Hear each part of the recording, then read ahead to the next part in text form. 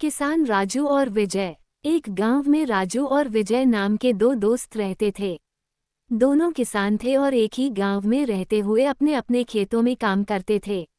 राजू मेहनती और संतोषी स्वभाव का था, जबकि विजय हमेशा दूसरों की सफलता से ईर्ष्या करता। एक साल राजू के खेत में बहुत अच्छी फसल हुई। गांव के लोग उसकी तारीफ करने लगे। विजय को ये देखकर जलन हुई। उसने सोचा, अगर राजू से बेहतर फसल उगाऊंगा तो लोग मेरी तारीफ करेंगे। अगले साल विजय ने राजू से भी ज्यादा मेहनत की। उसने महंगे बीज खरीदे और अपने खेत में काम किया, लेकिन उसे यह एहसास नहीं हुआ कि उसकी सारी कोशिशें केवल ईर्ष्या के कारण हो रही थीं।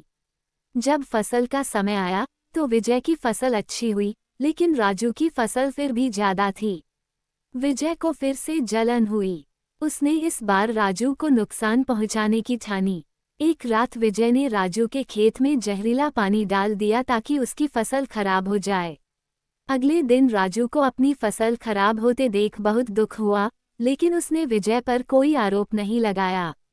वह चुपचाप अपनी मेहनत में जुट गया और गांव वालों की मदद से अपनी फसल को फिर से बचाने की कोशिश की। कुछ दिनों बाद बारिश हुई और जहरीला पानी विजय के खेत में भी बह गया।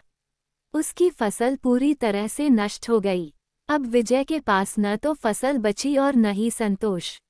उसे अपनी गलती का एहसास हुआ और उसने राजू से माफी मांगी। राजू ने उसे माफ कर दिया और कहा, दूसरों से ईर्ष्या करने के बजाय हमें अपनी मेहनत पर भरोसा करना चाहिए। जो ईर्ष्या करता है वो हमेशा अपना ही नुकसान करता है। सीख, ये कहानी सिखाती है कि ईर्ष्या कभी भी किसी को फायदा नहीं पहुंचाती। दूसरों की सफलता से प्रेरणा लेकर अपनी मेहनत पर ध्यान देना ही सही रास्ता है।